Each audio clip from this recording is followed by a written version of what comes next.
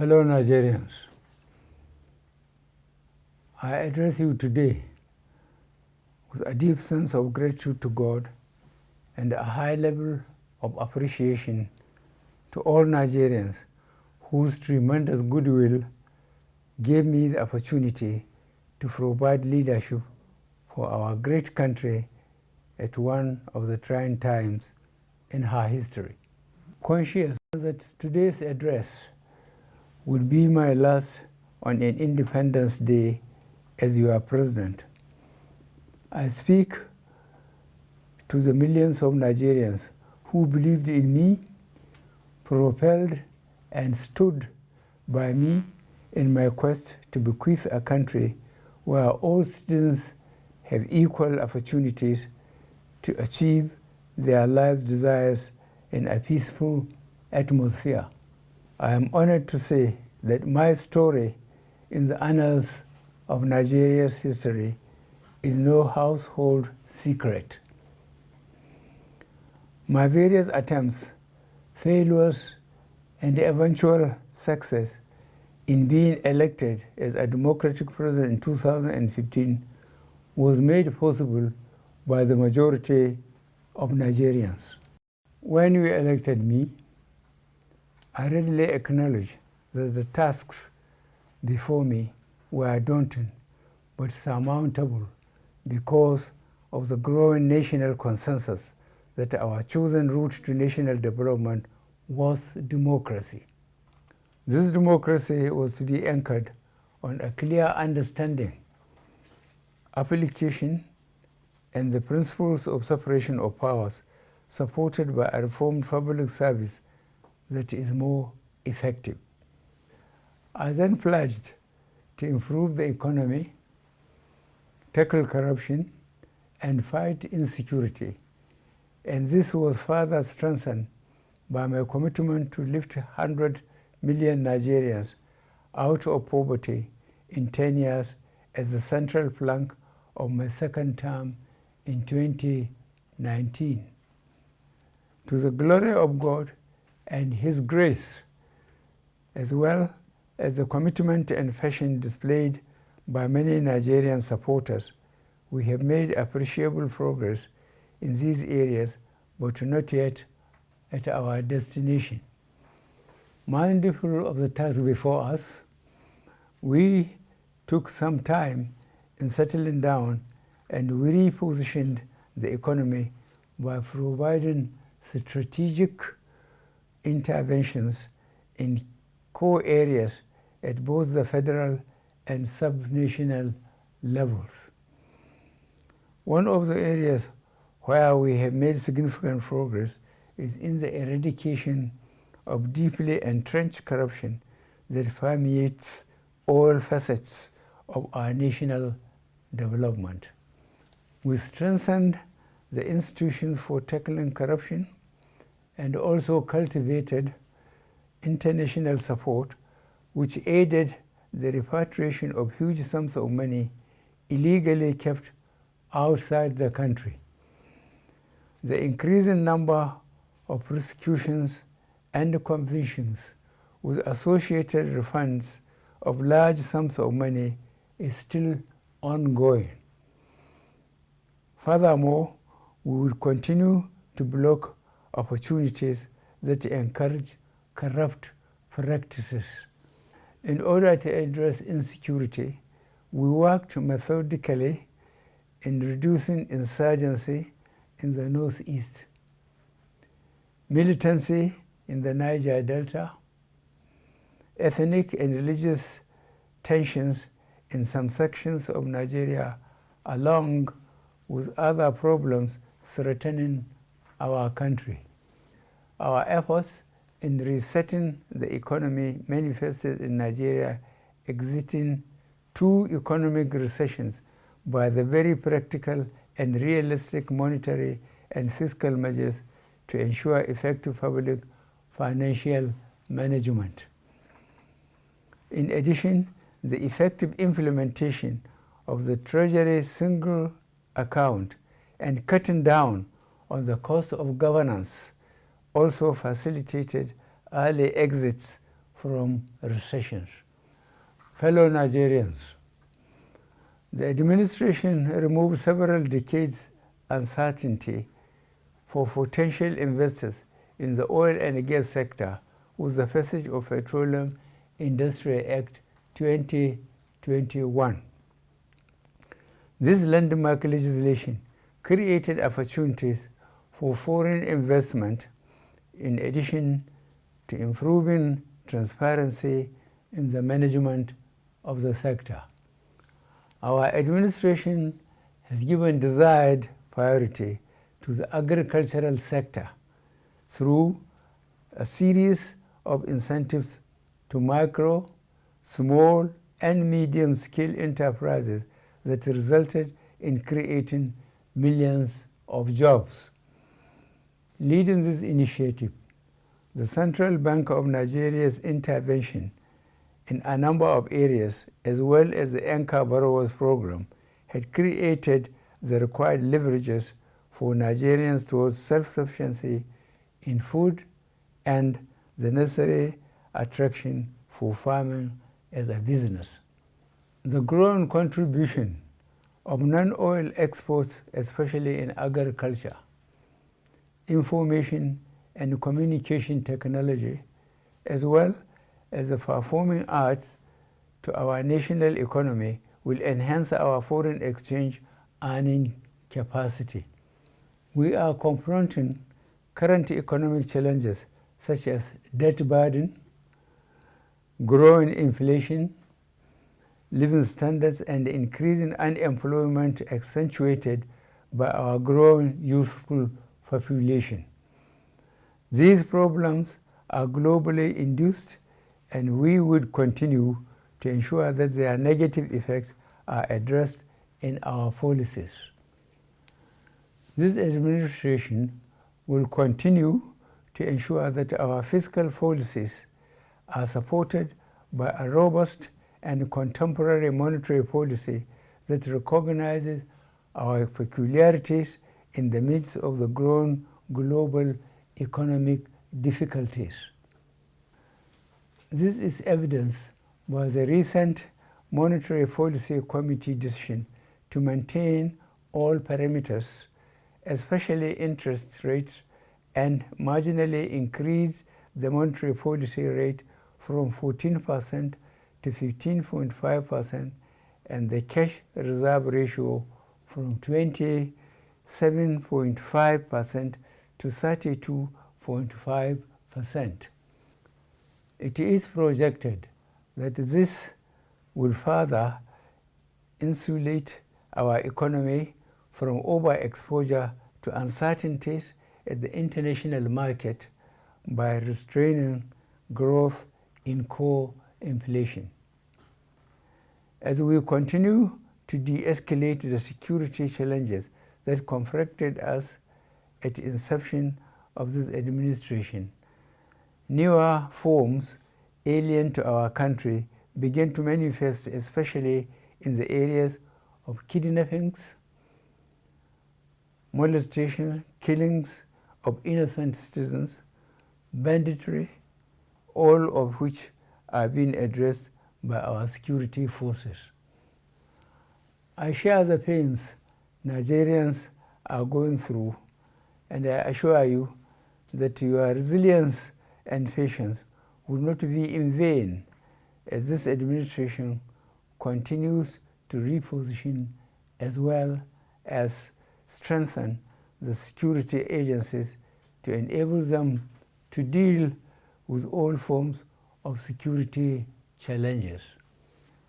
At the inception of this administration in 2015, I provided the funding requirements of the security agencies, which was also improved in my second tenure in 2019 to enable them to surmount security challenges. We will continue on this path until our efforts yield the desired results.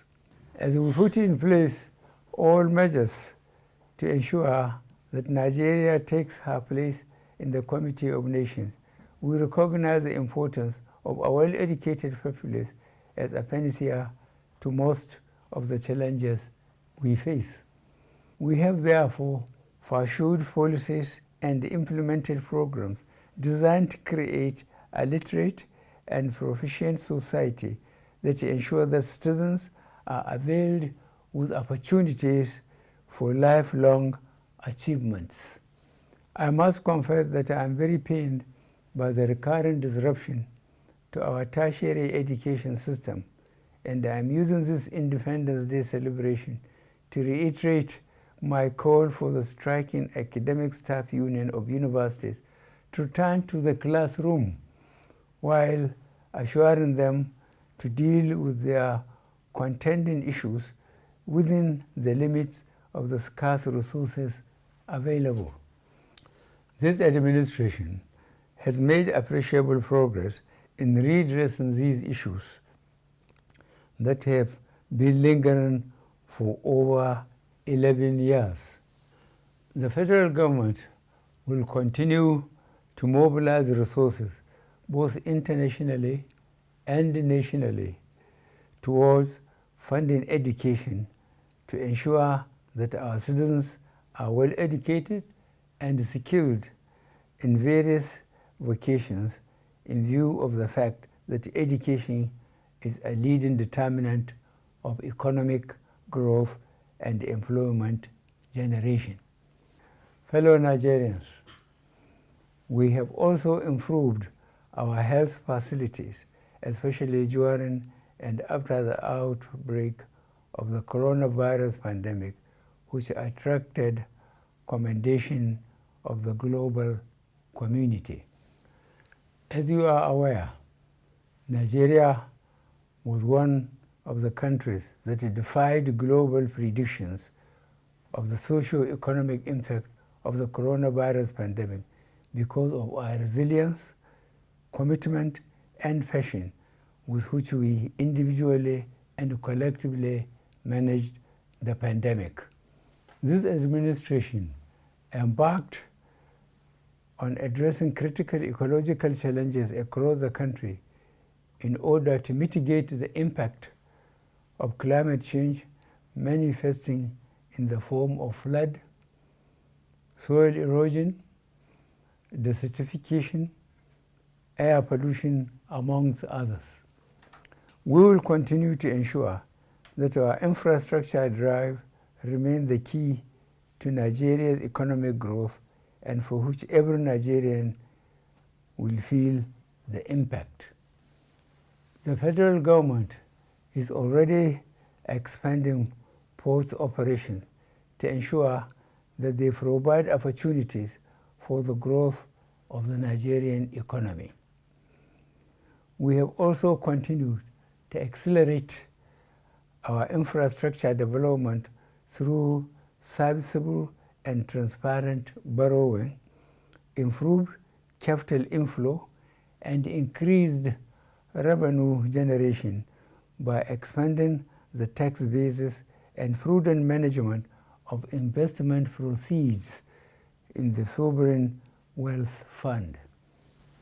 To further open up our communities to economic activities, we have continued to boost our railway infrastructure with the completion of a good number of critical railway and at the same time rehabilitating as well as upgrading obsolete equipment.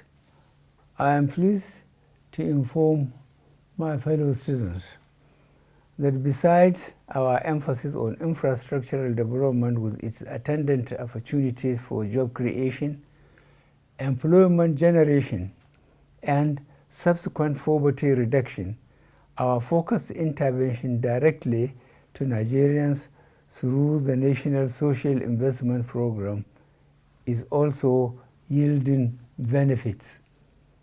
There is hardly any ward, village, or local government in Nigeria today that has not benefited from one of the following: N-Power, trader money, market money, subsidized loans, business grants, or conditional cash transfers.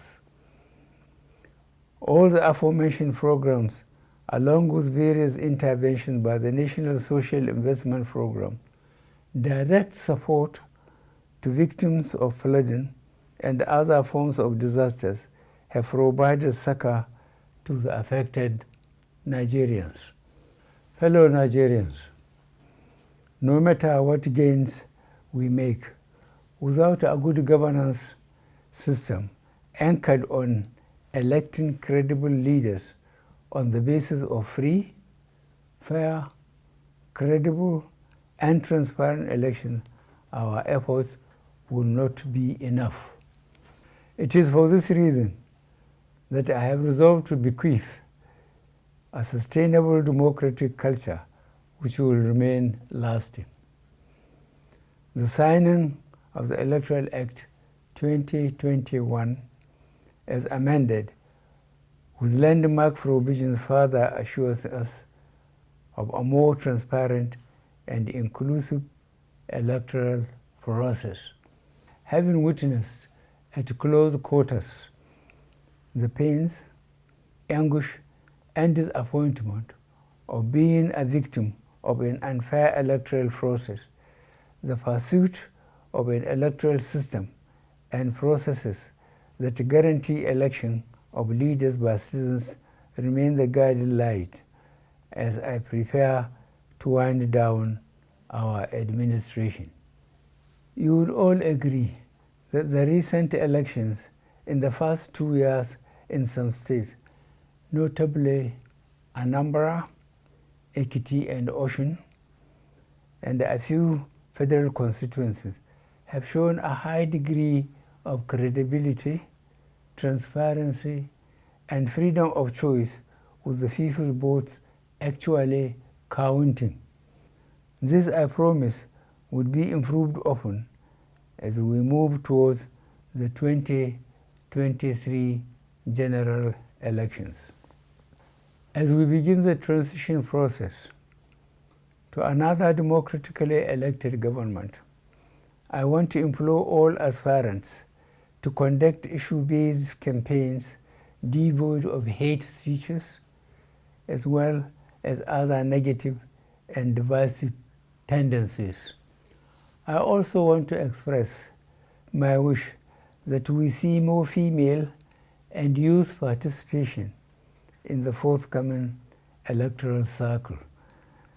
I am sure that our teeming and energetic youth now realize that violence generally mar elections, and so should desist from being used by politicians for this purpose. Reforms in the public sector are already yielding results, especially in the delivery of services. On this note, I urge the general public to demand for citizen-centered services from the relevant authorities. On the international front, we have continued to take advantage of our bilateral and multilateral platforms to explore cooperation with friendly countries and partners whenever these areas of cooperation are to the advantage of Nigeria. Fellow Nigerians, in the past few years, we have witnessed and overcome a good number of challenges that would ordinarily have destroyed our nation. However, the indefatigable spirit of the Nigerian people has ensured that we overcome our challenges. It is in this spirit that I call on all of us to individually and collectively bring to the fore in dealing with all our development issues. I was called to serve along with my team. I saw an opportunity to create a better Nigeria, which we have done with the support of Nigerians. Almighty God and the good people of Nigeria supported us in laying a solid foundation for the Nigeria of our dreams. I thank you all, and God bless the Federal Republic of Nigeria.